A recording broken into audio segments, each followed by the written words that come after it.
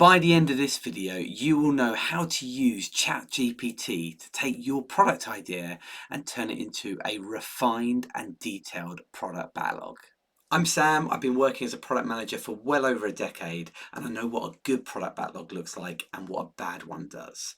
But with AI, you can really accelerate your way of working. So I'm going to show you in detail how I would do this today with ChatGPT for an idea that I've got.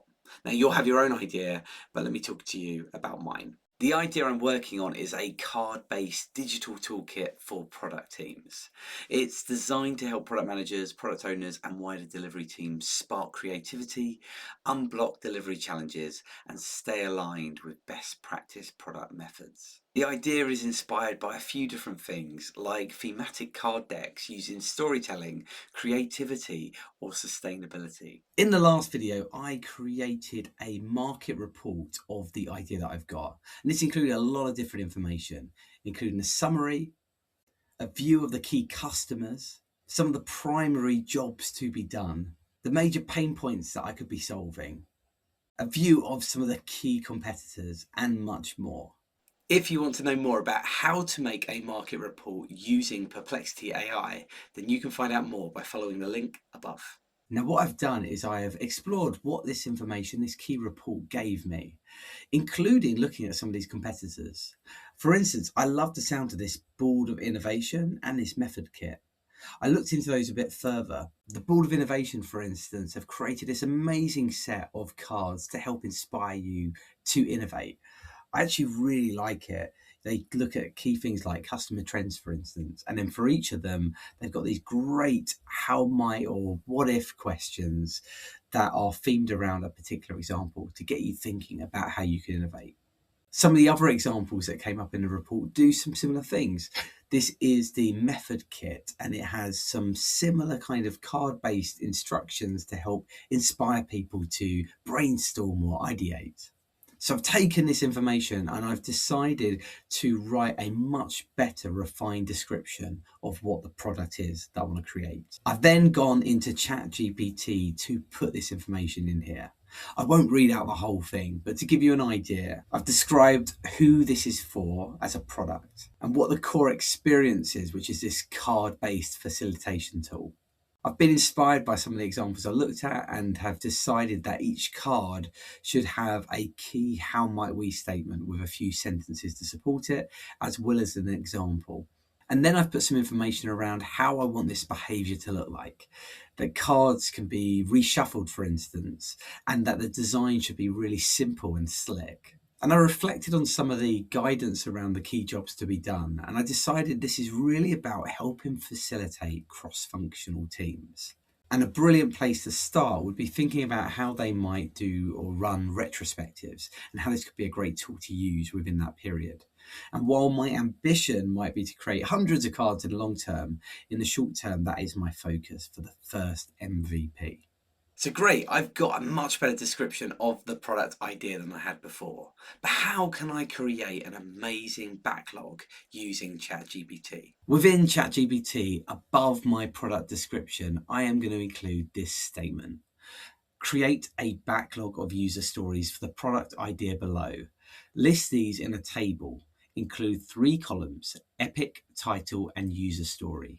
The epic should act as a 1 to 2 word title to group key features. Then the title should be a brief 2 to 4 word title.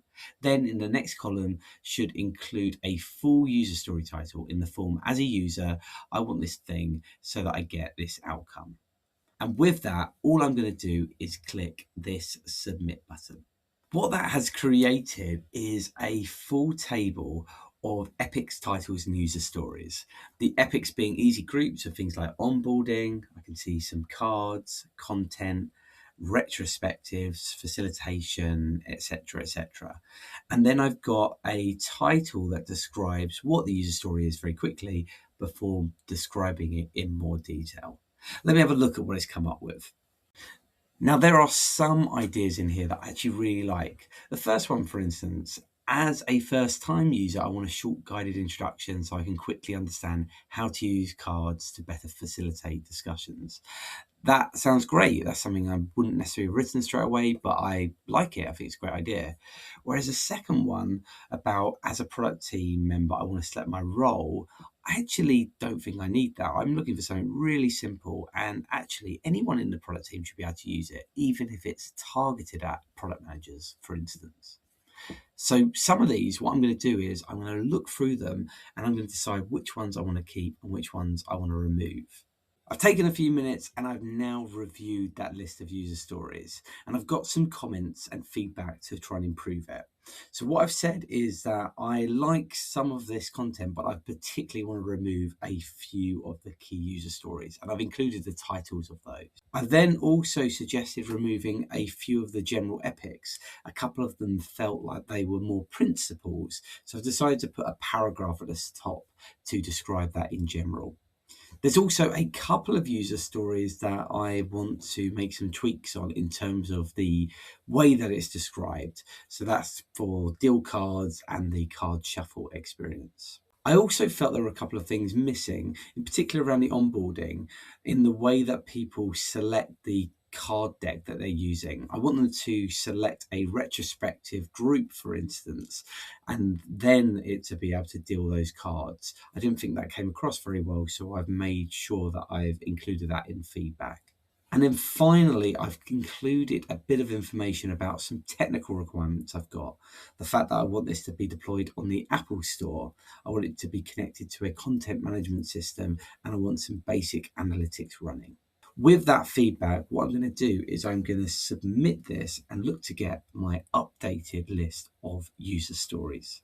And within just a few seconds, that is what it's done. It started with a little bit more information on the principles of the product based on what I've shared. And then it has updated my list of user stories. It's actually split them out into these different groups now, which is quite interesting. A bit around onboarding and setup, for instance, a bit about the card and debt behavior. I like this. This is looking really great. And what I'll do is I'll continue to refine the list of user stories to make sure they're right. With that, there is just two more things that I'm going to do. Firstly, I love user stories, but only when they've got some acceptance criteria to very clearly define what the scope of that story looks like. For anyone that has watched videos on my channel before, you'll know that I love a particular format. So I've written for each user story listed, include some acceptance criteria written in a given, when, then format to describe the behavior of what that will create when that has been implemented. That will allow us to have effectively some acceptance tests, which you can very clearly follow as here is the situation given. When I do this action, then I get this result. I love it. So I'm just going to click enter and see what that comes up with.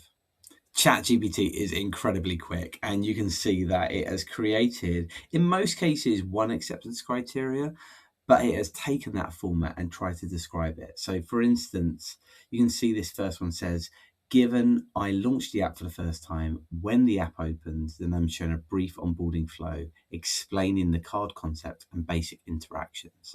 And it's done that for all of these different user stories, just to help describe them in a bit more detail of what would be expected to happen by the end of it. Now, I will go and review this further, but the way I want to do it, and to make it easier to use in future activities, I'm going to now export this. And the format I think that's most appropriate is to export it into an Excel file. The prompt for this is pretty easy. I've just written export the full list of user stories into an Excel file for download. And again, I'll just click enter. That actually took the longest of all, but again, it was maybe 30 seconds or so, and it's created, as you can see, an Excel file that I can download and take forward. And it is as simple as that. Within 10 minutes, you've done the work that might have taken a couple of days to create before. If you did find this video useful, I'd love it if you could like the video and subscribe to the channel. I'm a product manager. I'm sharing a lot of tips on how to leverage AI in your day-to-day work, and also just experiences that I've got from my over a decade in product management. I think that AI is incredible for use cases like this. Naturally, you will need to go and review it, check it, make sure it makes sense. But to accelerate your work, it's incredible. I will take this as an Excel now and I will go and refine those user stories myself to make sure that what's written there and the acceptance criteria describes exactly what I've got in mind. But still, it's got me to a brilliant place. Next up, what I'm going to do is I'm going to take this backlog and I'm going to generate an app just using AI tools. But first, I'm going to need to make sure I decide what tools are the best ones to use for the job. If you want to know more about that, subscribe to the channel and watch out for the next video. See you soon.